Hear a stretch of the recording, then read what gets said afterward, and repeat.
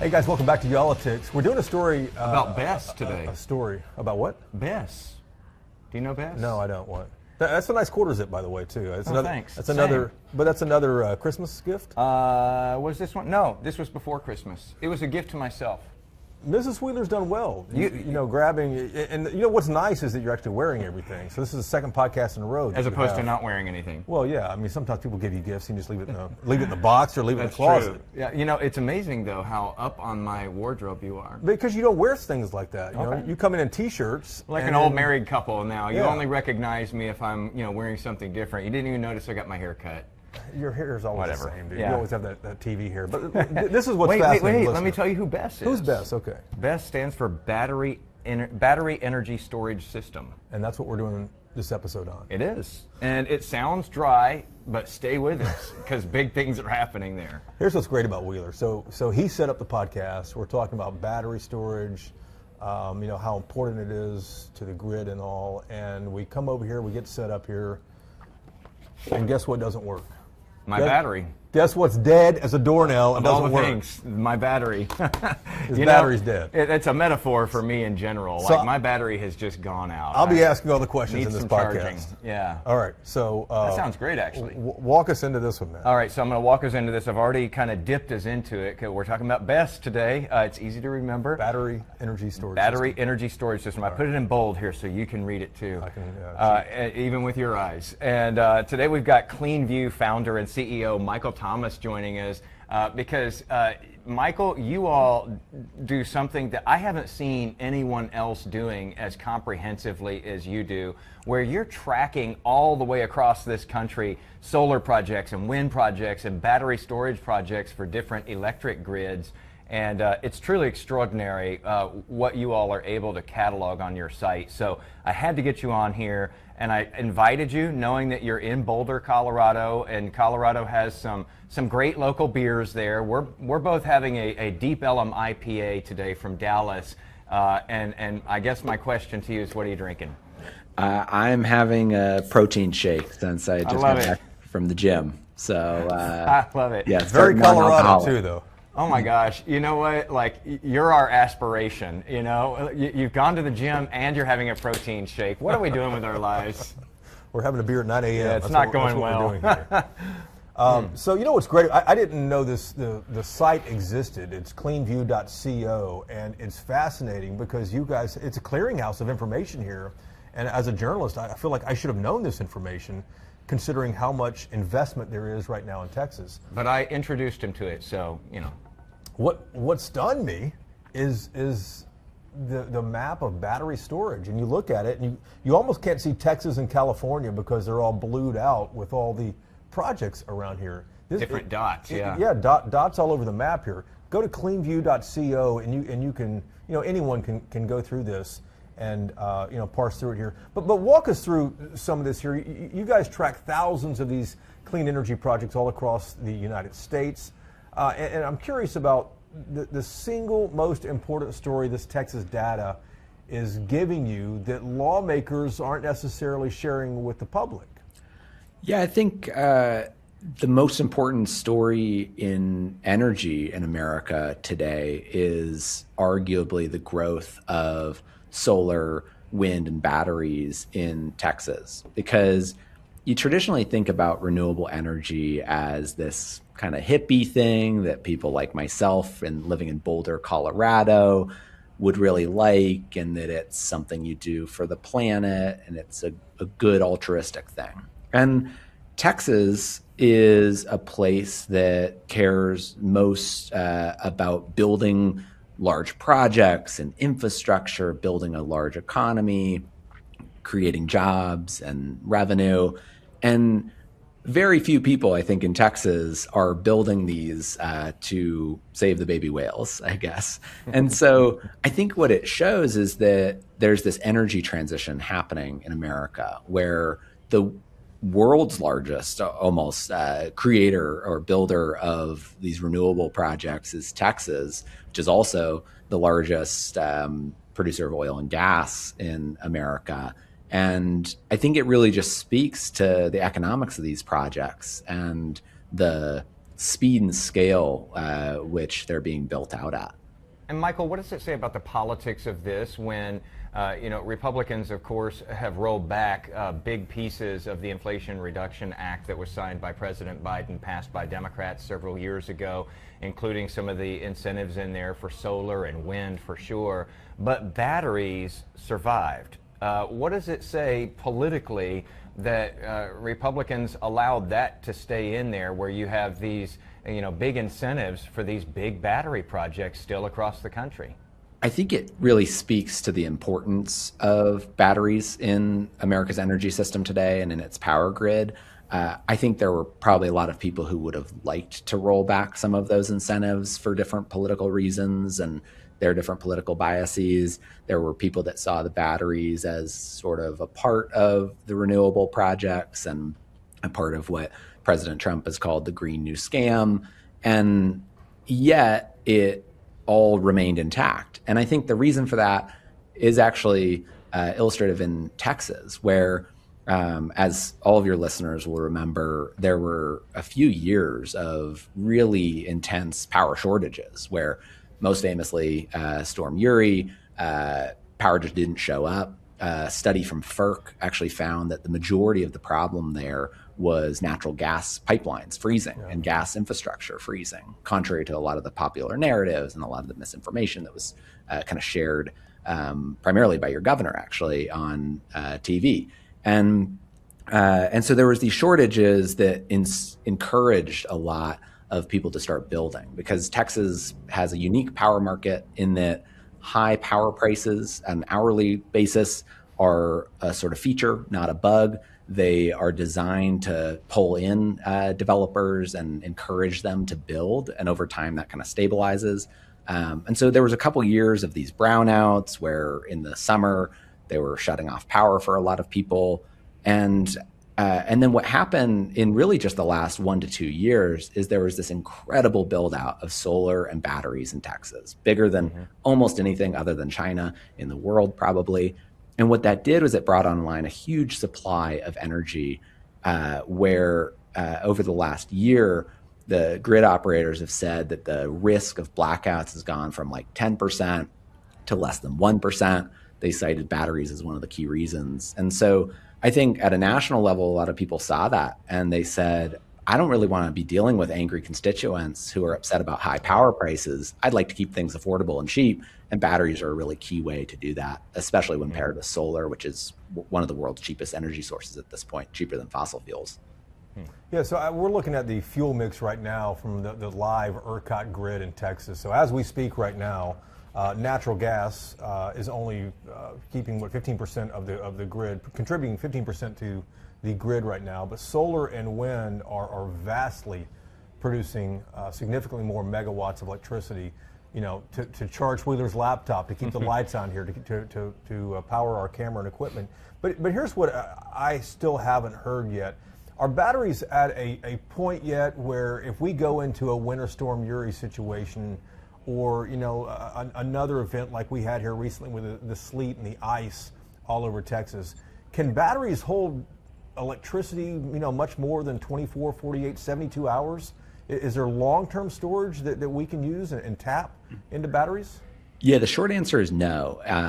It is currently limited to about 2 to 4 hours. And that's really why I think it's best to think about all of this as this energy transition, right? It's not a energy rupture or something that's going to happen overnight. It's something that is really meant to take place over decades. And fossil fuels play a really important role in the power grid today. They are the bedrock of modern civilization, and they have this unintended consequence or externality, as economists would call, of polluting the air, and that leads to a lot of health issues for people, as well as increasing the temperature of the earth.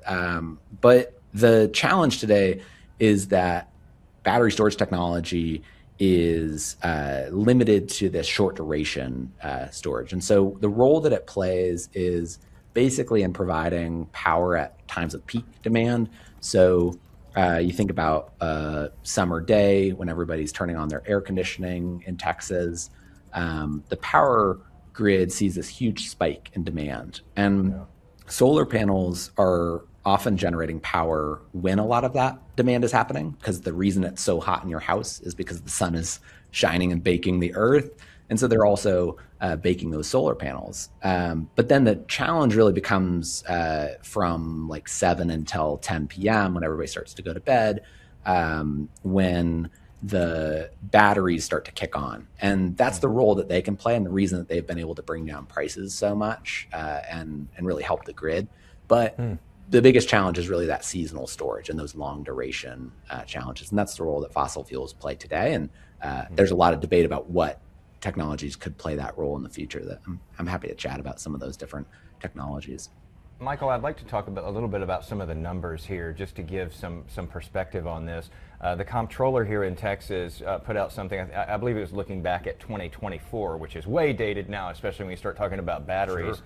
But just in that 1 year, he said, the comptroller's office said, excluding California, if you take California out of the mix, Texas has more battery storage than the rest of the U.S. combined, accounting for almost a third of all the capacity installed nationwide. That gives us an idea. And in 2025, it grew on steroids again here in Texas. ERCOT projects 178 gigawatts of battery planned in the years ahead. Nobody knows megawatts, gigawatts. How many homes does that power? Whatever. Let me just put this out there. That would be 2 times the highest electricity consumption day in Texas history, which was back in August of 2024. That's how much battery storage is on the books to potentially be built here in Texas. And I say potentially because not all of these actually happen. But man, that just gives you an idea. I mean, this is a mammoth scale that we're talking about here of interest in Texas in the battery industry, Michael. Yeah, it always shocks me. Texas is actually kind of a problem in some of my work, because I make charts a lot and share those charts. And what happens whenever I make one of these charts is that there's a massive line with Texas in how much solar they're building or batteries they're building or wind. And then all of the other states are kind of squeezed below. There's like 9 other states below. And these are states like California and Florida, very large states with tens of millions of people that are on their own building a lot. And you can kind of barely tell the difference between California and Florida, even though it might be a factor of 2. And so, yeah, Texas is just building an incredible amount. And I think the key reason for that is because power demand is growing in Texas at just a phenomenal rate. So we just did this analysis at the beginning of the year where we looked at how much power demand grew across the United States in 2025 compared to the year before. And in the United States, we found as a country, electricity demand grew by 2%. That was the fastest rate we've seen in decades. We've had flat power demand growth for a long time, and data centers and a few other reasons are kind of driving that. But in Texas, the rate was even higher. It was 5% that demand grew. And part of that's population growth that's happening. Part of it's the reshoring of manufacturing that's been happening since the Biden administration. And really the main reason is data centers. There's just been I was going to say, we've got some gigantic ones going in here in Texas. And it's interesting because you all at your site there, cleanview.co, you don't just track electricity projects that are scheduled to come online. You also track huge electricity consumers in the form of data centers that are coming online across the country. And there again, you almost can't see Texas for all of the huge bubbles on there that represent enormous, mega data centers that are going in, and those are thirsty for electricity. And so that is a huge part of the consumption, even though some of them, as you all have reported, are building their own power plants to run the data center there. And as you all have reported, not always the cleanest power plants. Yeah, there's just an incredible build out of data centers happening really across the country, but Texas is ground zero for that as well. And it's also part of the same reason that there's been so much solar, wind, and battery storage that's been built out, which is that it's much easier to permit a large infrastructure project in Texas than it is in the rest of the country. And we did some analysis on this, looking at power projects specifically, and we found that it takes about 3 years from planning to final construction to build a power project in Texas. In California, by comparison, a state that's really trying to transition and build a lot of this stuff, there's a ton of interest from policymakers and incentives. In that state, it takes twice the time. It takes about 6 to 7 years. There's some projects in California that we track that have been planned since George W. Bush was president in 2004 and are still not built. So in Texas, you can build things very quickly, and that's a part of the reason why data center developers really from around the world are flocking to the state to build these mega projects. Yeah, like that California stuff, though, Michael, are they not built because of regulation in California or because of investment and demand for battery storage, or like what was the reason for that? Yeah, it's purely the permitting regime, which I sensed everybody's eyes glaze over as I said that word of permitting, because you start to get we're very exciting stuff. Hey, we get into wonky stuff here, man. Let me ask you this though: you guys show 1,100 battery projects in development right now in Texas. How many of those will become reality? How many are just speculative? So there's a few different ways of looking at it. Generally, developers will submit something like 5 projects for every one that they're going to build. So about 20% of them end up getting built. And the reason that they do that is because at different points on the grid, on these transmission lines around the country and around the state of Texas, there's different costs to connect because an upgrade might need to be made. So there's some places where if you get lucky and you kind of throw your lottery ticket in, you might get word back from the utility a year later and they say, hey, it's actually free to connect here, or it's going to be pennies on the dollar. And so that makes that project economically viable. You can also see the case, which we've seen tons of, and increasingly this is the case, where it costs as much to upgrade the lines as it does to build the actual power project. Wow. And so those projects get canceled. And so that's sometimes referred to as these like phantom projects, or you'll hear about the interconnection queues. And so you can kind of think of a rule of thumb of 1 in 5 will be built. But then as soon as a project reaches this interconnection agreement phase, that's one of the last phases before it's built, then the odds go up significantly. They might go to 80 or 90% plus, because at that point, the developer of that project is going to sign an agreement and put money on the table or write in a legal contract that they will pay tens of millions of dollars to upgrade those lines. And we're seeing a huge amount of those interconnection agreements being signed every day. I mean, we track Texas alone because it's a unique market. The amount of interconnection agreements, we have a feed of them on our site and in our app. And every single day I see a multiple 100-megawatt project that could power hundreds of thousands of homes being submitted. And interconnection agreement, people might glaze over on that, but that's essentially just a way for the batteries to get their electricity to market. They need to hook up to the lines to get it to the grid, right? Yeah, it's an agreement between the battery developer and the utility that says, hey, we've run this study and it's going to cost you this much per megawatt to connect to the lines. As the utility, we're going to have to go and build that. We're going to have to secure some cables and all of this and spend a lot of money. So we need you to sign the agreement and put down a deposit to say that you're going to be good for the money. And then here's the other thing that I hear constantly from politicians. Republicans say, listen, we're not anti-renewable in Texas. We realize we have to have everything, natural gas, nuclear, wind, solar, battery, but they are anti-incentives for building any renewables. Republicans in this state and nationwide are.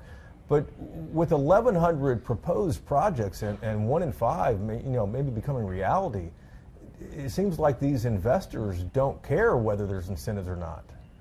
Yeah, I think it depends on the fuel source and the timeline. So the Inflation Reduction Act was repealed in part. It was a massive piece of legislation with hundreds of pages of different provisions. And so it was sort of sliced up and repealed piece by piece.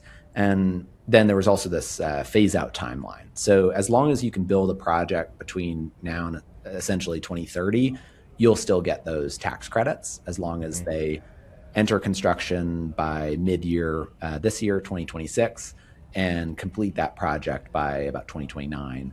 And that's for the solar and wind components of it. For the batteries, they actually extended it even further, and that spoke to the interest and the importance of batteries, where I forget the exact year, but it's something like the mid-2030s that they can still get tax credits on that, and they're there's some interesting politics in that. We'll be retired by then. We'll definitely need batteries. We can hope. Yeah. We can hope. Batteries for your hearing aids and everything else. Hey, man. you know, I'll take it. So, you know, in a very basic way here, Michael, for people who don't really pay much attention to this, the way that these big battery farms work is, basically got a bunch of big batteries lined up there in a row. They have power fed into them. They get electricity, I guess, just like we would get it in our homes and our businesses, just on a much larger scale. And they take in that power at a low rate, and it can come from wind, it can come from solar, it can come from gas, whatever. And they'll take that in at a lower rate that they're paying for that electricity, and then they sell it back. Is that right? When prices go up a little bit because of congestion in the lines and the need for electricity. Yeah, that's right. And one of the funny things about these large-scale battery projects is that they're actually the same exact technology that you have on your phone. So, excuse me. So a battery will basically be made up of a bunch of lithium-ion cells. And so it's kind of like one of those power banks that you connect your phone to, where you charge that power bank and bring in some electricity, store that electricity, and then maybe you're on a plane on a long flight and you need to plug in your phone when you need it later. And yeah, the economics of it are you buy when prices are low. They might be negative because there's a lot of solar on the grid or wind on the grid. And then you sell in the evening when the price of electricity is much higher. That's this kind of arbitrage and energy market. There's also what used to be a much larger market is shrinking in size of these different grid products, and that's to regulate the frequency of the grid, and starts to get a little bit more complicated. But it does stabilize the grid to have these batteries there, and state government has acknowledged this. ERCOT has acknowledged that, man, these batteries are really good at getting in there and just plugging holes when those supply and demand lines start to get real close to one another. That's right. Yeah, they can really save a grid during potential brownout or blackout. And I've heard it described by some folks that transmission lines send power through space, right, from point A to point B. But batteries can send power through time, right, from 12 p.m. when you charge through to 8 p.m. when you discharge. So that's one way to kind of think about it. Yeah, interesting too how you see how people are getting in on this, and they're getting creative in some cases. Michael, I had no idea until I started doing some research on this. So there are places in Texas and I guess probably elsewhere where they're actually utilizing used EV car batteries that have been swapped out on, let's say, a Tesla. Nissan Leafs. I think they were Nissans. Yeah, and they've got a bunch of these lined up, and they're able to create a battery farm just out of that. That's right. Yeah. I mean, after an EV is through its useful life, there's sometimes a lot of juice left in that battery that you can squeeze, and it can make sense economically. Yeah, we did a story. You didn't see that? I haven't seen that episode of Inside Texas Politics. I'll have to start watching Inside Texas Politics. We'll get you a VHS tape of it so you can. Do we get paid by how many times we say Inside Texas Politics? We can set that up. And let me ask you this, Michael. At what point is 1,100 projects in the pipeline here? At what point is Texas built out for batteries? Like saturated. Saturated. Yeah. Yeah, I think that's one of the $1 million questions. It's similar to in data centers, what's been called more of a $1 trillion question, which is at what point are we oversupplied? And I think you're going to get different answers from a lot of different people. You could argue that to some extent we're oversupplied right now, as evidenced by the fact that battery storage developers have really had an awful couple of years. So we talked earlier about how there's been this sort of miracle of much lower wholesale power prices in Texas. That doesn't necessarily mean total power prices, because they're spending money on poles and wires and all these different things. But the wholesale markets have been declining in the last year. And that's actually just been this huge loss for battery developers, because they're on the flip side of that. When power prices are spiking, they're making huge profits. When they're low, they're maybe losing money. And for the last 2 years, battery revenues from this different arbitrage and these different markets we were talking about have been quite low. There's a question of how that's going to change in the future, and that depends on your forecast of how much demand there's going to be. If you believe the transmission operators and ERCOT that there's going to be these hundreds of gigawatts of data center demand, then there's just going to be this huge gulf in how much power is actually available there. Yeah, that makes me wonder too, though. I mean, you track both ends of this, Michael. Are we going to have enough power here in Texas as we go through the next 5 years, 10 years? Because, yeah, you see these ambitious plans to build electricity generation, but you see some equally, if not more, ambitious plans to build energy consumption, these huge data centers. And we've got a lot of migration coming in. I'm always a little bit skeptical of forecasts, and we don't produce our own forecasts partly because of that, where there's just all these famous stories of forecasts gone wrong. My favorite is in 2008, the Wall Street Journal polled the world's leading economists to ask when would or was the United States in a recession. More than 60% of them said, nope, not in a recession, don't see one coming. And we were already in a recession by that point. So sometimes you don't even know what you're in. Yeah. And I think with power markets, you see a similar dynamic where everybody's got a different forecast of how much demand there's going to be. That depends on whether you believe that AI is going to continue to grow and whether it keeps getting more and more productive, or whether you see it as a technology that hallucinates and can barely do anything productive. And that's its own debate. Whether you think there's an AI bubble and all the money is going to go away tomorrow, or whether you think that we're reaching artificial general intelligence in a couple of years and there's going to be even more trillions of dollars put into it. And then on the power demand side, there's questions of policy. A year ago or so, Texas lawmakers tried to pass a series of these sort of draconian laws that really made no economic sense, where they were saying, we want to block these solar projects. We want to make it really hard to permit them in Texas, which is famous for its great permitting laws. We remember, yes. And so I think there's a question of whether, I think it's 2 years from now, because your legislative session meets every 2 years, whether there's a similar set of bills that try to essentially tap down the amount of power supply and do what you could call the opposite of energy abundance. So I think there's just a lot of question marks, and I guess I don't pretend to be able to predict the future, but I'm following all the dynamics and as curious as everybody. Well, Michael, on that thread, my last question is, this is a success story right now with Texas leading the nation in producing battery storage, but how concerned are you, along that same thread, that politics could derail all of this? Yeah, I'm really concerned with it. And it's at a federal level, it's at a state level, it's also at a local level. So at a federal level, what we've seen from the Trump administration is a really bizarre approach to energy policy, where you have folks in the administration like Doug Burgum, who was a former governor of North Dakota, that when he was governor, he oversaw this huge build out of energy in North Dakota. And as a result, North Dakota was the only state in the country that over the last 5 years saw their electricity prices actually decline, because there was so much abundance of electricity. And now Burgum and the administration are trying to block energy projects. So there's wind projects that are under construction that they've halted. They've said, hey, stop building this.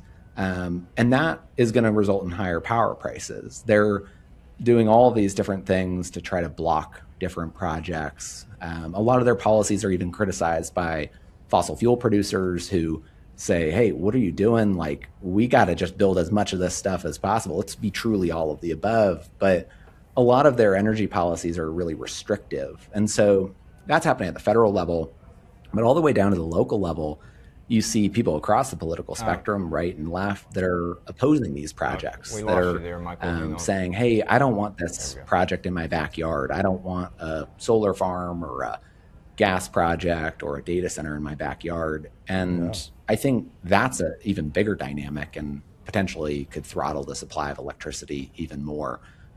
So I think we are entering a period where we could have energy shortages. And I think policymakers, honestly, across the aisle are really exacerbating that, and really led by probably the administration at the top of the country, leaders up there. Yeah, it's going to be fascinating to see what happens in this next Texas legislative session. And I know a lot of folks, especially in the green power industry here in Texas, take a real deep breath before each one of those sessions begins, at least for the past several ones here. Michael, it's fascinating to get the bird's eye view, and it's amazing too how granular you all get looking into what is happening here in Texas with regard to electricity. It's a lot of information, but you all do a really good job of plotting it all out. Really appreciate you taking the time to kind of explain it all to us. And one of these days we'll have to do a follow-up on this, because it's moving pretty fast. And the next time at the Tea House in Boulder, right? The Tea House in Boulder. We'll come see you. What is the name of it again? The Dinchabe Tea House. Regular spelling, right? Yeah, of course. It is. If you haven't been to Boulder, or if you have been to Boulder and you didn't try it out, it is an amazing place. I can never remember the place where it was built. It was overseas in Europe or Eurasia, and they took it apart piece by piece, moved it to Boulder, put it back together again. Wow. It's a really ornate place, and like a tea menu. I love tea. A tea menu that just goes pages and pages. You can get all kinds. Wow. It's an amazing place, and great food too. Well, I'd love to host you all here. It sounds like a sponsorship has. Yeah, right. Yeah. Payroll here? What is this? Come on. Well, I appreciate you all having me on, and this is a great conversation, and look forward to having some tea or a beer in Boulder next time you're here. Or maybe we should come on over to the other side and do a workout every now and then, and possibly have a protein drink. Right. We could probably use it, Michael. Thank you for being such a good role model. And also for our listeners and our viewers who want to see the data that he collects and shares, CleanView, CleanView.co. A lot of great information on there. Michael, thanks for being on the program with us. We appreciate it. Thank you so much. I appreciate it.